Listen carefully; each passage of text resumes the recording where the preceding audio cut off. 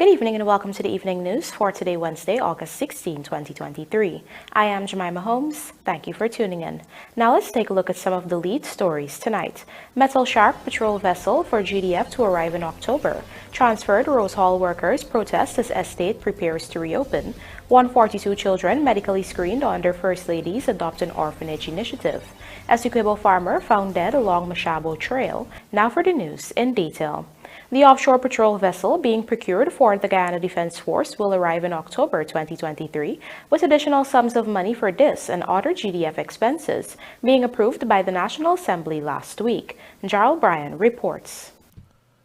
The 115 feet offshore patrol vessel for the Guyana Defense Force is expected to arrive in October of this year. This was recently revealed by Finance Minister Dr. Ashni Singh when answering questions on the supplementary funds being sought for the GDF. The Finance Minister was asked what type of expanded works were being done with the additional millions being sought. According to him, the money will not only help develop the information communication technology capacity of the force, but also cover additional expenses for the vessel. I would say that under this line there are essentially 2 or 3 broad categories of operations and activities that account for the supplementary appropriation that is being sought. The first is in relation to upgrading the ICT capabilities of the force.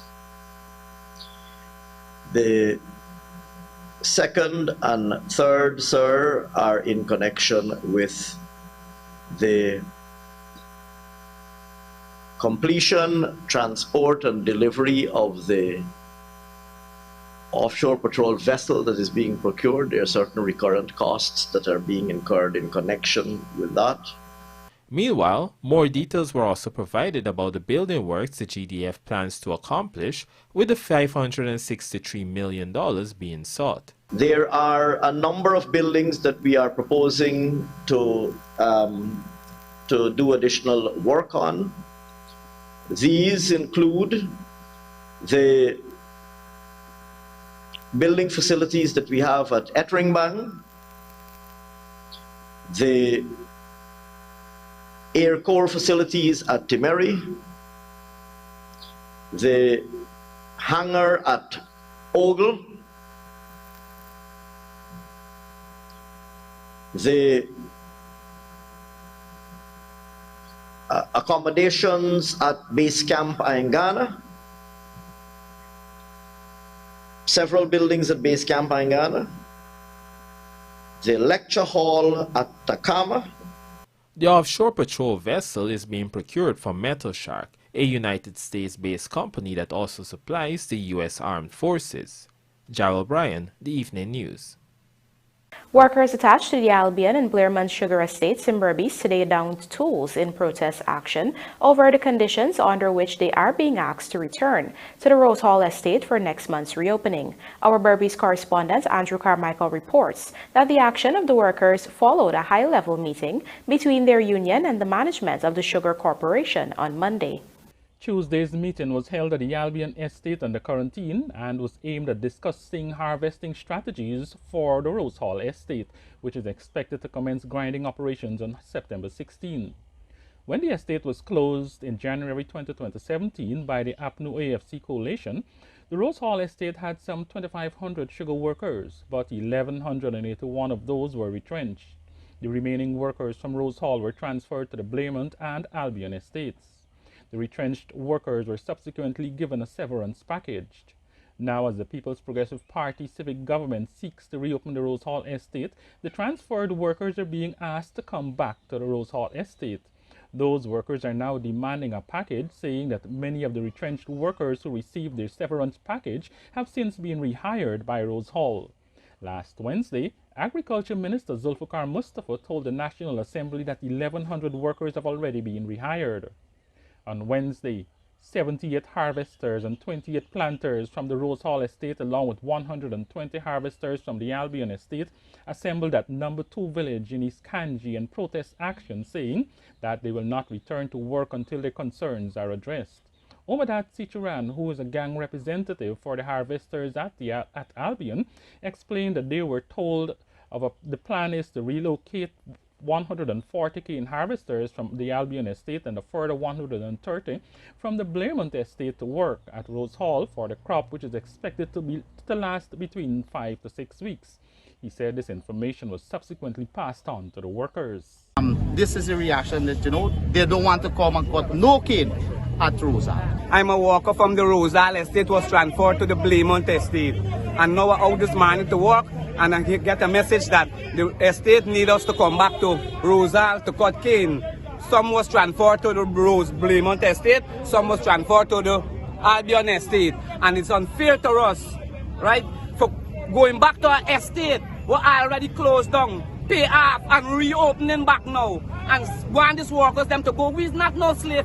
This issue here was pending a very long time. Down to the Labour Minister, Mr. Harmon. I want to know what Mr. Harmon is doing, because this matter went to Mr. Harmon several times. The college worker went to a meeting there. Went to him there. And when they went to the meeting, the only thing they could do is just plant the hand and sit down. They cannot do nothing. And we are frustrated for the third time. We are out there, we asked the Excellency for come out here this morning to voice our concern. And we, the frustrated worker out there, is not cutting no more cane. Tell Mr. Barajak, the President and Mr. Barajak, you come and solve this problem here. Meanwhile, Gao says it did not back the strike. Despite the strike by harvesters of the 15B gang at Albion and the planters, along with the 120 workers from the Blairmont estate, 302 harvesters worked on Tuesday, loading 196 punts at the Blairmont estate, while at the Albion estate, 599 worked, loading 240 punts.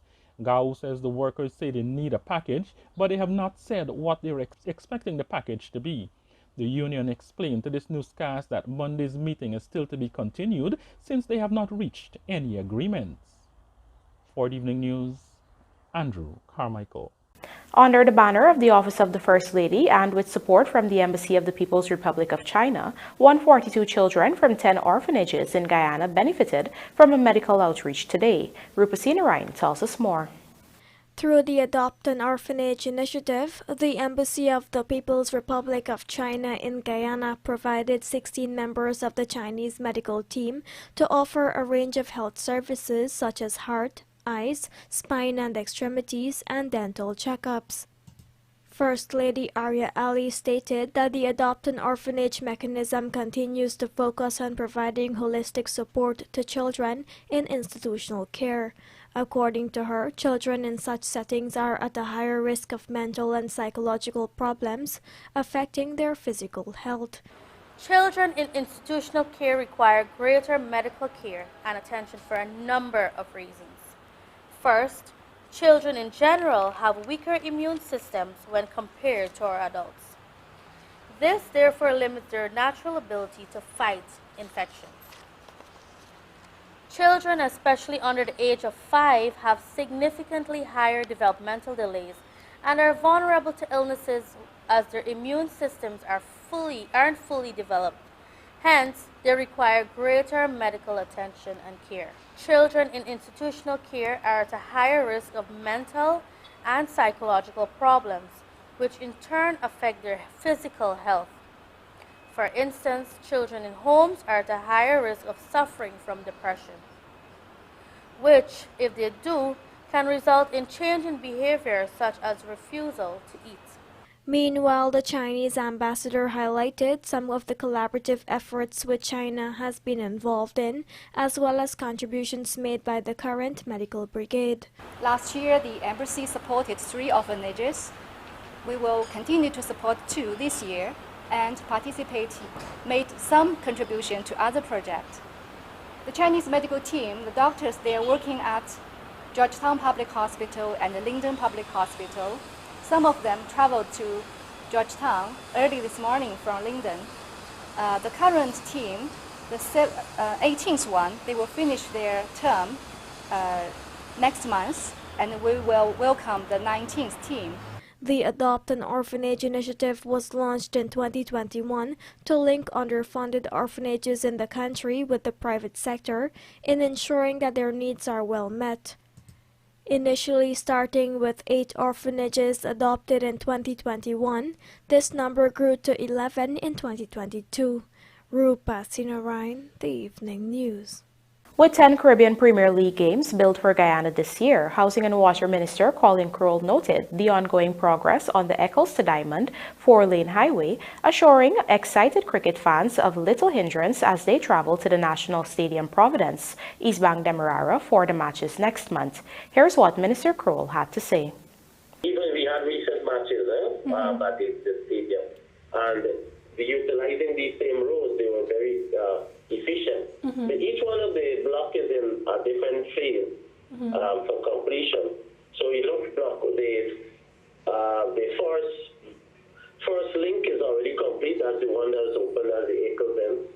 The second lot, that one started late because we had some hampering, but we already have a bypass that is already used as well.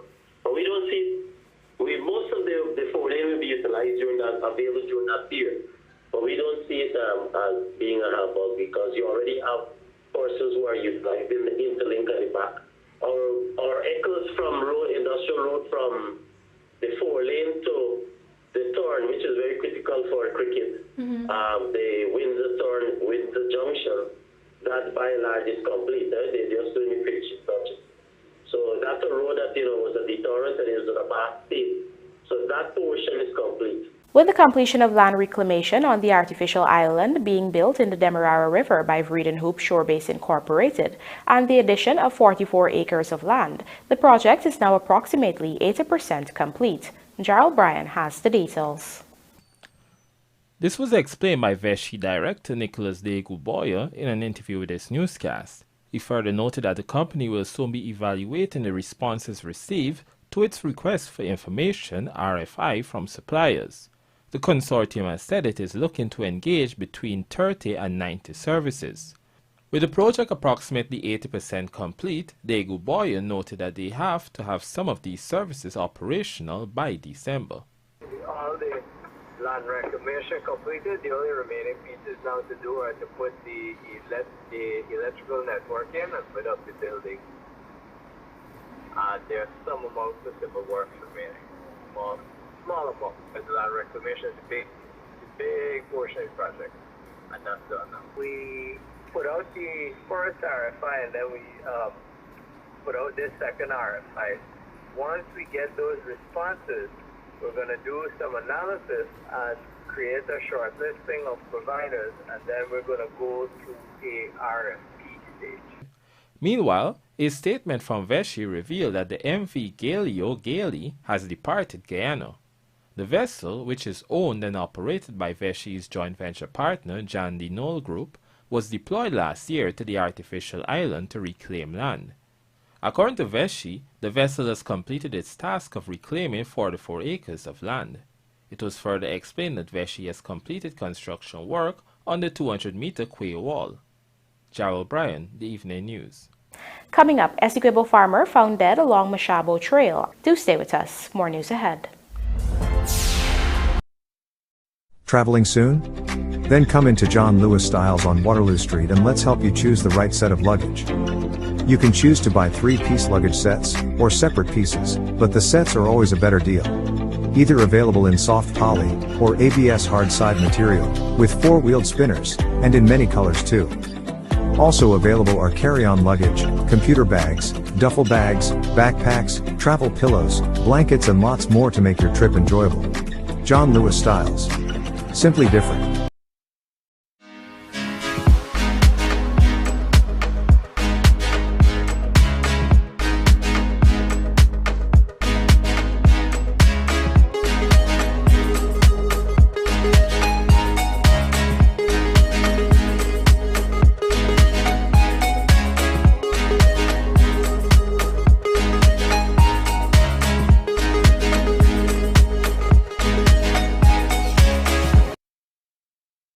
Superbet, your best bet.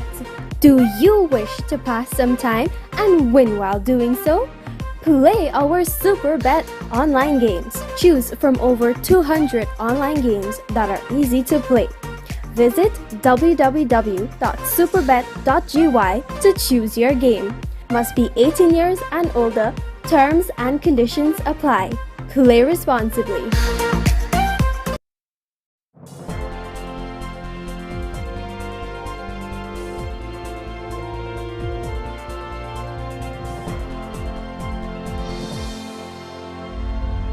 Welcome back. You're watching the evening news.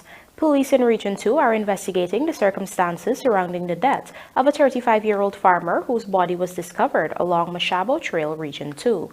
Dead is Ganesh Ramcharan, a father of one, and late resident of Pomona Housing Scheme. The discovery was made at around 16 hours on Tuesday.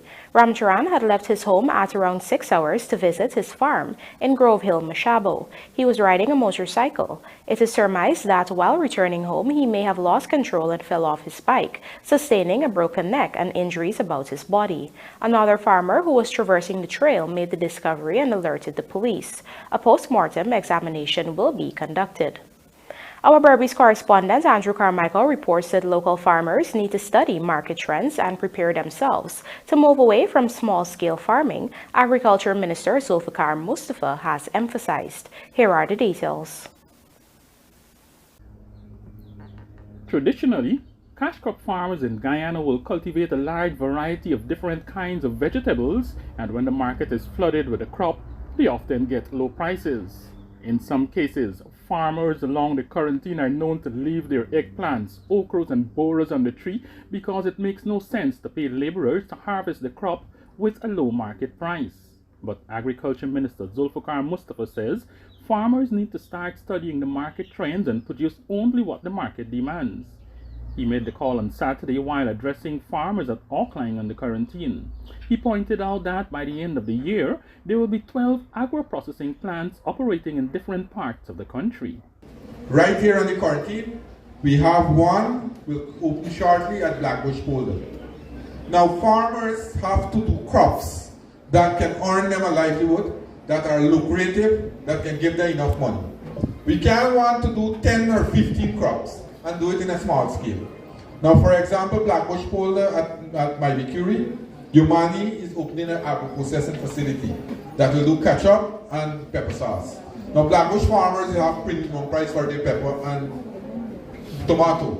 Mustafa said the new GMC can work with various farmers across the country to get buyers to go to their communities and purchase their crops. It is a work in progress. It will take some time, but the culture has to change because our farmers get certain way of doing things. That is why we are trying to change the way we have been doing things over the years. We have to move away from this labor intensity form of agriculture to a more modern and climate smart agriculture.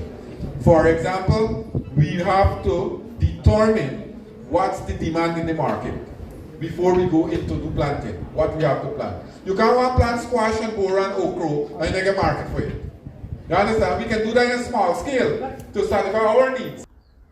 Noting that the agricultural sector is very important to Guyana's development, the Agriculture Minister revealed that the country produced 60% of the food consumed in country. However, he said the goal is to reach 100%. For Evening News, Andrew Carmichael. Healthcare provision in Region 6 is set to improve with the recent procurement of $2.5 million worth of cryotherapy guns to aid in the treatment of cervical cancer, as well as a number of computers and electronic equipment to boost the region's overall health surveillance system. Find out more in this Pooja Rambaran report.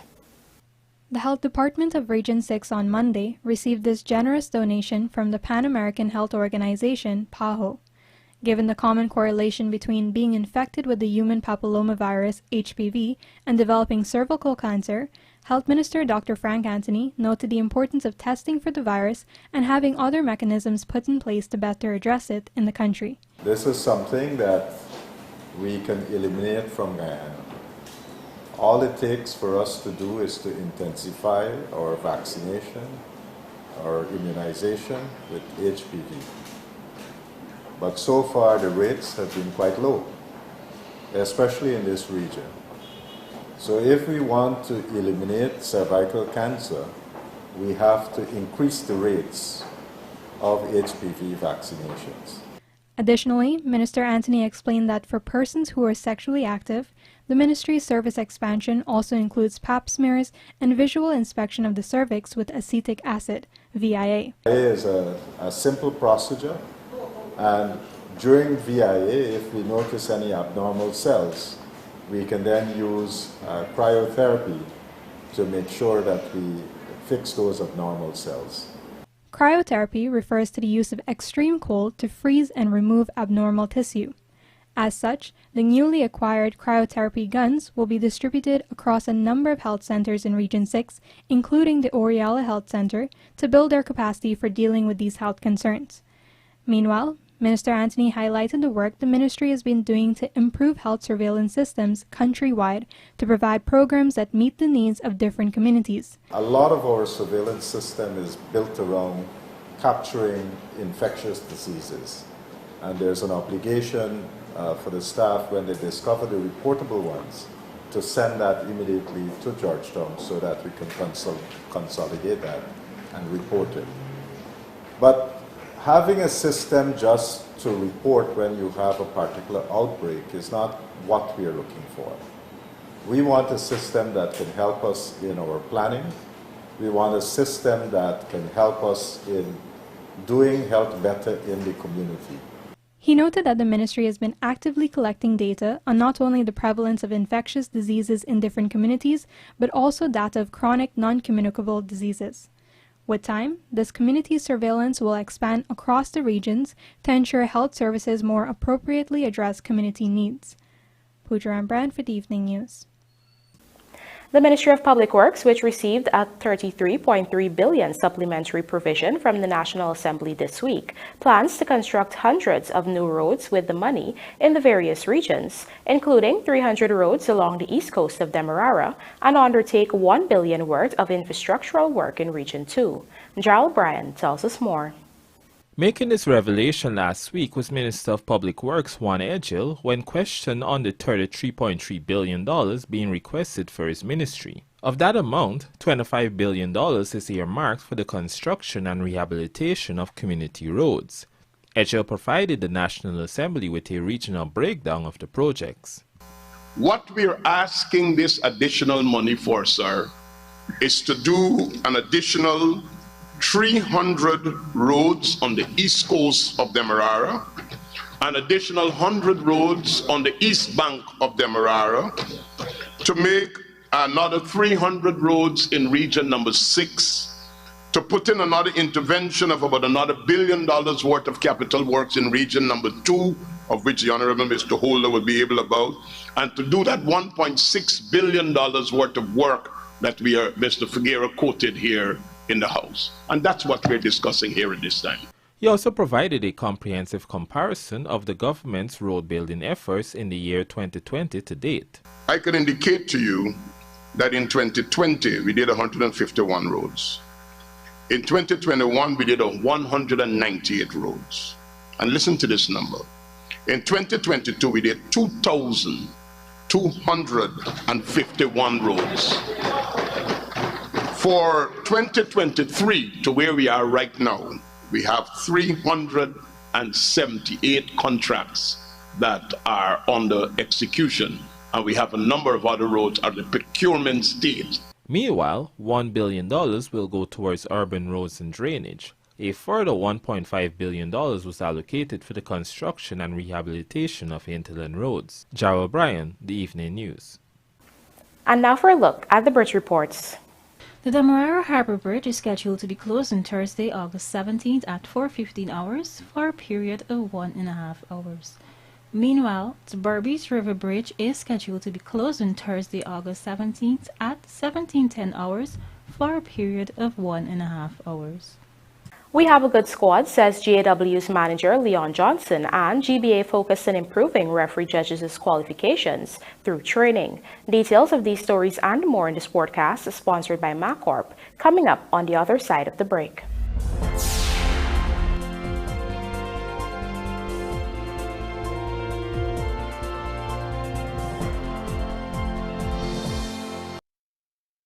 Wash bay operators, are you looking for that unique service to elevate your business? Well, come on down to your #1 industrial store, Sylvie's, and invest in an undercarriage pressure washer tool. That's right, impress your customers by now washing under their vehicles easy and efficiently with an undercarriage tool. We have in stock different types that offer a wider range of services and can increase your revenue without having to invest in expensive ramps. Your customers are going to leave satisfied. So what are you waiting for? If you can't make it to our 31 High and Hatfield Streets location, we can deliver in and around Georgetown. Give us a call on 227-6226 or WhatsApp us on 623-7755 or visit our website sylviesonline.com. Sylvie's Industrial Solution, proudly serving Guyana for over 4 decades.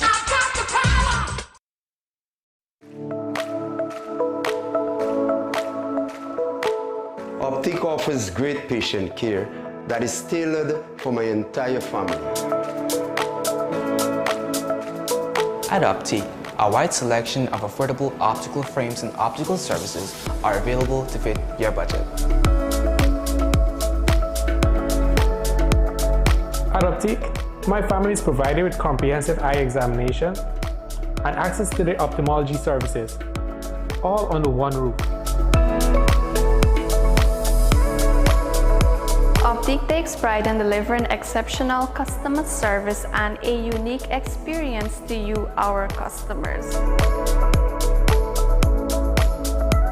Optic Vision Care is a company that is Guyanese born and grown that will help you take care of your precious eyes.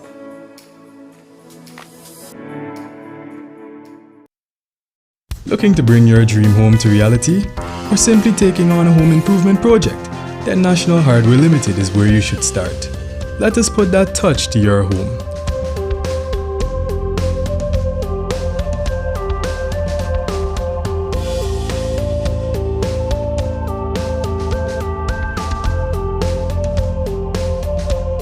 Choose from over 1,000 Berger Paint original hues for any surface.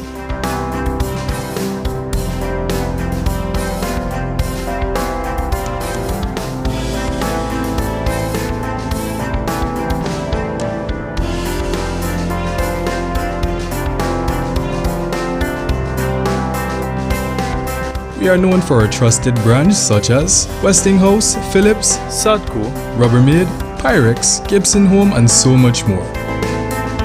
National Hardware Limited, your do-it-best store. Located in Dunk